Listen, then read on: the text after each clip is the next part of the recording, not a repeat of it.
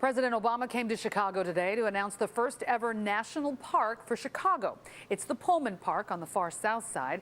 The timing of this visit, just 5 days before the mayoral election, is raising questions about whether or not it was time to benefit Mayor Rahm Emanuel. Political reporter Marianne Ahern is live for us on the south side with more on that story. Marianne?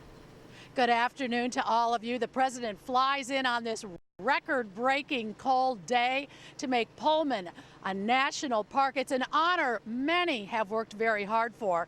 It is no coincidence that it happens when Mayor Rahm Emanuel is hoping to avoid a runoff and could use a boost with African-American voters. My friend, Chicago's favorite son. President Obama draws plenty of cheers for his afternoon in Chicago, naming Pullman one of 3 new national parks. That's personal for him. Drove by this site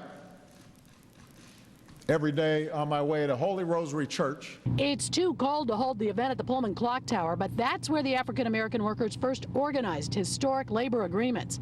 Now America's first company town will share the same status as other grand parks. You see really much of the birth of the civil rights movement, the first ever internationally recognized union run by African Americans, the International Brotherhood of Sleeping Car Porters. With the national park status comes a domino of economic benefits. We've already gotten 2 calls from hotel chains. I've gotten 2 calls from restaurant chains that want to come into the area. The president's visit has obvious political overtones just 5 days before the election. The president supports Mayor Emanuel. He was an essential part of my team at the White House during some very hard times for America. The mayoral candidate who once led the Pullman Foundation, Bob Fioretti, he's left out in the cold with no invite. It really should be honoring 5 decades of people who worked on this, not just me. Willie Wilson finds a way, though, inside, and he and Jesus Chuy Garcia say the Air Force One fly-in shows Emanuel needs help. Well, I told him, Dr. Willie Wilson, he said, I know who you are. And I said, well, thank you for coming, congratulations. He said, but I got to support my boy Ron. I said, I understand that. The mayor is obviously worried, and I'm sure that the mayor has asked him to come to town and try to save him, but I think it'll be too late.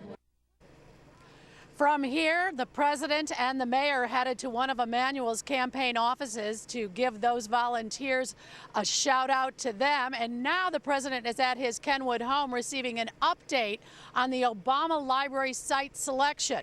More on that part of the story coming up tonight at 6 o'clock.